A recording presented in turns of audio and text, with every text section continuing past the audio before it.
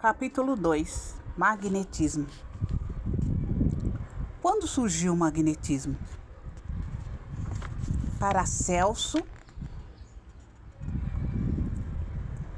em 1493 a 1541, notável alquimista e médico suíço que se projetou na Idade Média. Foi um dos grandes desbravadores do terreno do magnetismo, tendo por suas ideias renovadoras e revolucionistas chegado a ser afastado do cargo de professor que ocupava com destaque. Ele é apontado, inclusive, como criador da palavra magnetismo.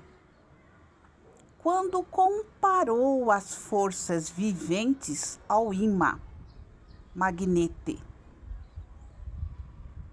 Mas, modernamente em nossa cultura ocidental, Mesmer, Franz Anton, de 1734 a 1815, um médico alemão, é apresentado como responsável pela codificação e demonstração prática do magnetismo, por ele trazido como teoria do magnetismo animal.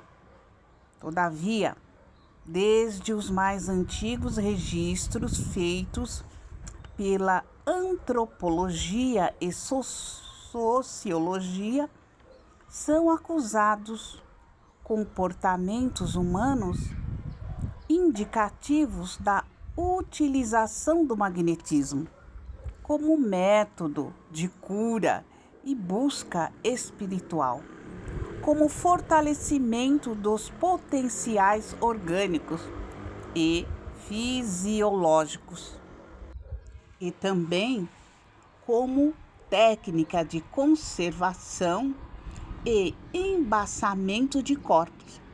Registros bíblicos são fartos nesse sentido, tanto quanto a maioria dos livros basilares de antigas religiões orientais. Assim o são também pesquisas antropológicas que estudam comportamentos mortuários de antigas civilizações. Portanto, não há uma data ou um período preciso que confirme a implantação do magnetismo no seio da humanidade, sendo por isso mesmo e por todas reflexões sérias a respeito permitido se diga que há magnetismo no mundo desde que o mundo é mundo. Há relações entre o magnetismo e o espiritismo? Há, e não são poucas, especialmente no campo prático dessa ciência. A propósito, Allan Kardec, Magnetismo e Espiritismo, em Revista Espírita de março de 1858, na página 95, teceu ponderações a respeito que valem a pena ser aqui reproduzidas. O magnetismo preparou o caminho do espiritismo e os rápidos processos dessa última doutrina são incontestavelmente devidos à vulgarização das ideias sobre a primeira. Dos fenômenos magnéticos, do sonambulismo e do êxtase, as manifestações espíritas, há apenas um passo. Sua conexão é tal que, por assim dizer, é impossível falar de um sem falar do outro. Se tivéssemos que ficar fora da ciência do magnetismo, nosso quadro ficará incompleto e poderemos ser comparados a um professor de física que se abstivesse de falar da luz. A ele, o magnetismo, não nos referimos,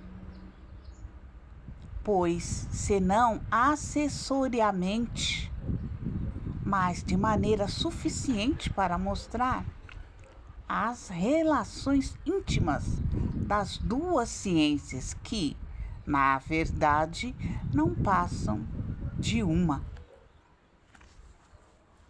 Bem se vê serem muito estreitas as relações entre essas duas ciências. A despeito disso tudo, quero adiantar um comentário paralelo. É digno ressaltarmos que, na obra de Allan Kardec, vamos encontrar inúmeras vezes o termo magnetizador no sentido do que odiernamente chamamos de passistas ou médium passista. Por outro lado, os espíritos sempre que se referem ao fluido magnético estão fazendo referência aos fluidos vitais e espirituais e não aos campos magnéticos como a física determina e denomina.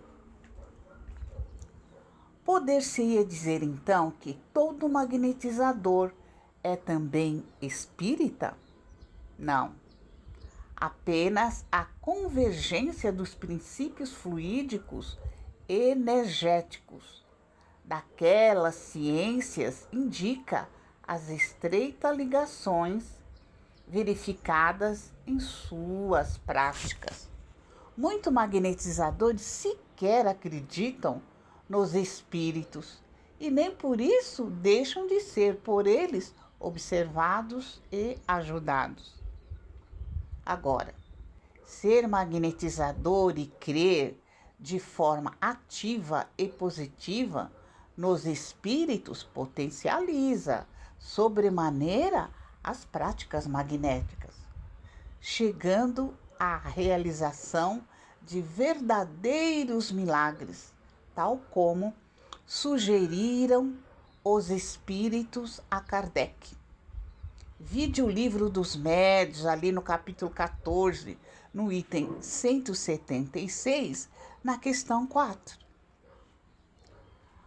Os magnetizadores clássicos eram pessoas moralmente equilibradas? Sim. Abstração feita às exceções de toda a regra.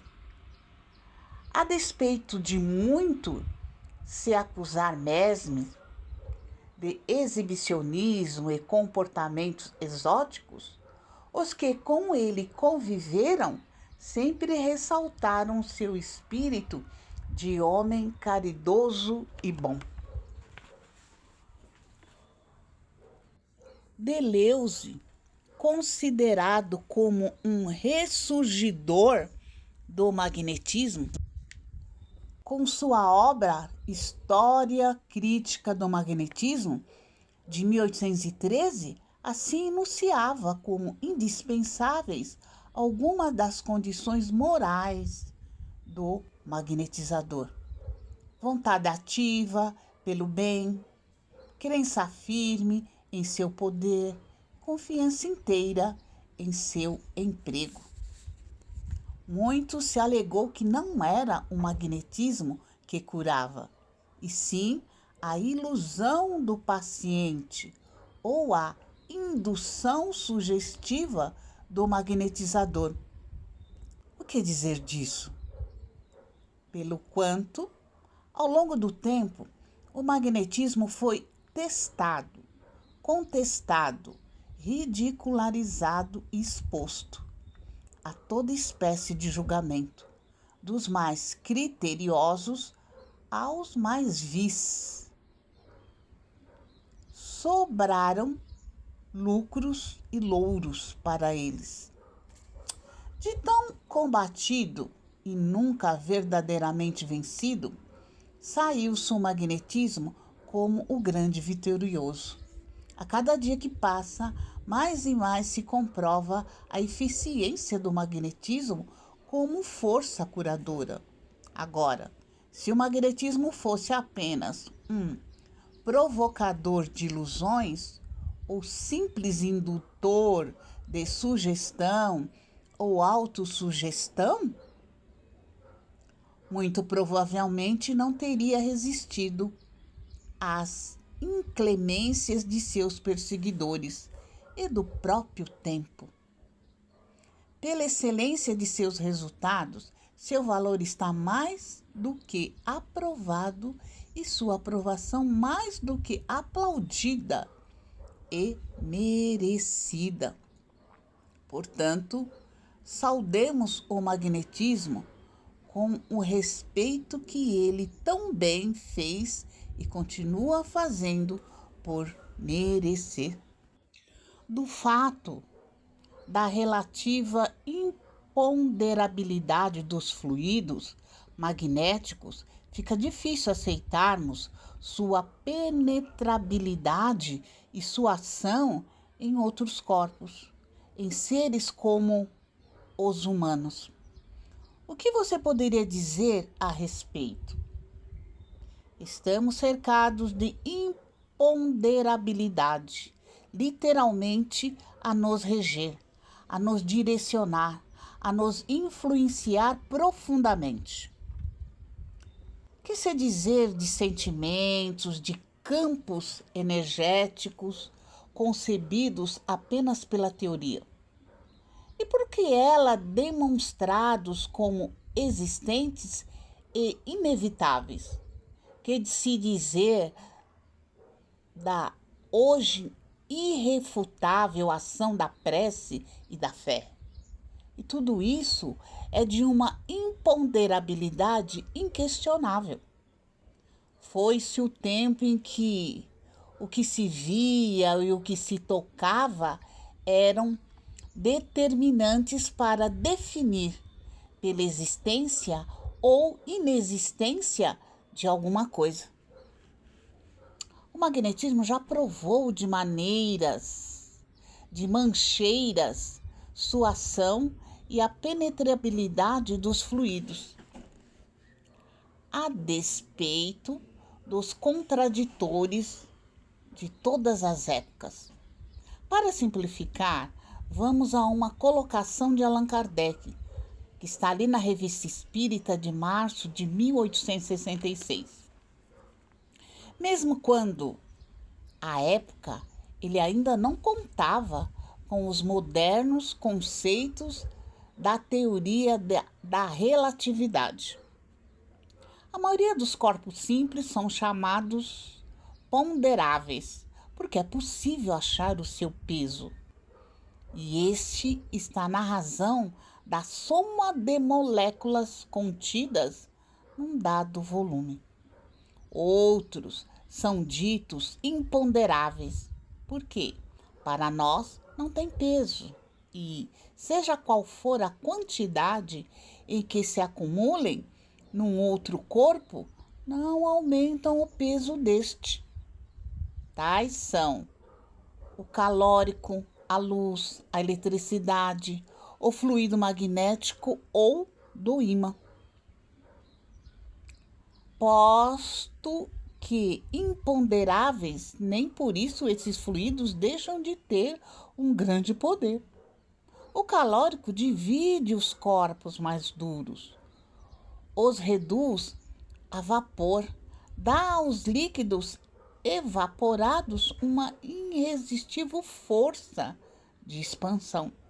O choque elétrico quebra árvores e pedras, curva barras de ferro, funde os metais, atira longe enormes massas. O magnetismo dá ao ferro um poder de atração capaz de sustentar pesos consideráveis. A luz não possui esse gênero de força, mas exerce uma ação química sobre a maioria dos corpos. E sob a sua influência, operando-se insensatamente composições e decomposições. Sem a luz, os vegetais e os animais estiolam-se. Os frutos não têm sabor nem colorido. Todos os corpos da natureza são formados dos mesmos elementos, combinados de maneira a produzir a infinita variedade dos diferentes corpos. Hoje a ciência vai mais longe. Suas investigações, pouco a pouco, a conduzem à grande lei da unidade. Agora, é geralmente admitido que os corpos reputados simples não passam de modificações, de transformações, de um elemento único principal, de um elemento único, princípio universal, designado sob os nomes de éter, fluido cósmico ou fluido universal. De tal sorte que, segundo o modo de agregação das moléculas desse fluido e sob a influência de circunstâncias particulares, adquire propriedades especiais, que constituem os corpos simples. Estes, combinados entre si em diversas proporções, formam, como dissemos, a inumerável variedade de corpos compostos. Segundo essa opinião, o calórico, a luz, a eletricidade e o magnetismo não passariam de modificações do fluido primitivo universal.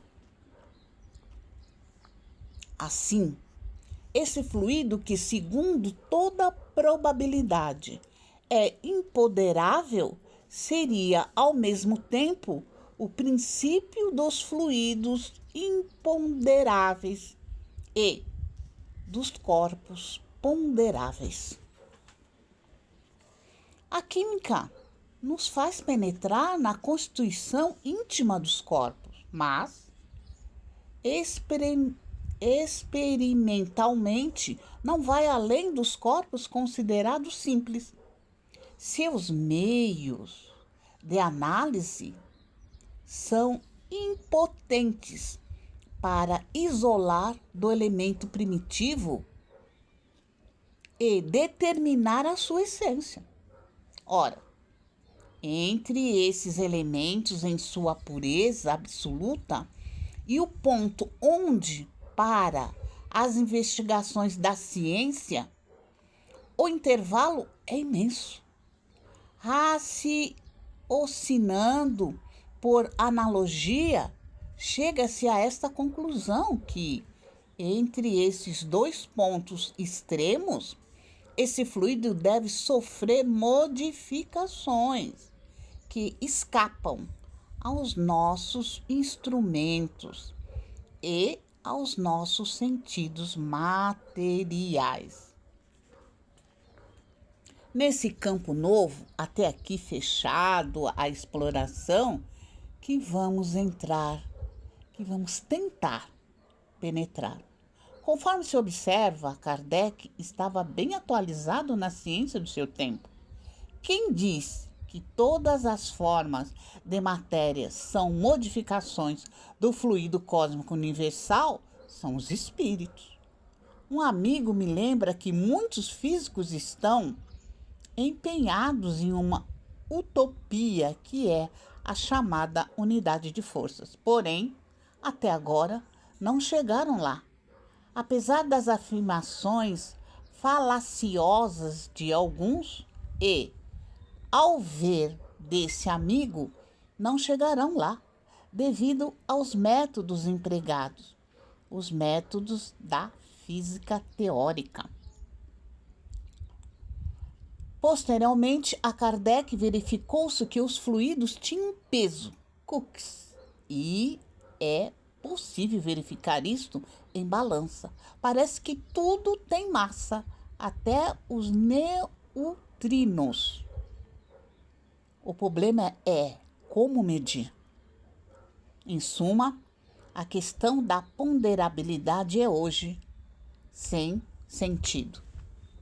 Então, hoje a gente vai parando por aqui. Nesse primeiro capítulo, iremos dar continuidade através de novo vídeo. Porque os magnetizadores precisam contar com os espíritos. Então, vou buscar Allan Kardec na Revista Espírita de 1864. Mais uma vez, em uma interessante reflexão que ele responde à questão: para curar pela ação fluídica, os fluidos mais depurados são os mais saudáveis, desde que esses fluidos benéficos são dos espíritos superiores. Então, é concurso deles que é preciso obter. Por isso, a prece e a invocação são necessárias. Mas para orar e, sobretudo, orar com fervor, é preciso fé. Para que a prece seja escutada, é preciso que ela seja feita com humildade e dilatada por um real sentimento de benevolência e de caridade. Ora, não há verdadeira caridade sem devotamento, nem devotamento sem desinteresse. Sem essas condições, o magnetizador seria privado da assistência dos bons espíritos.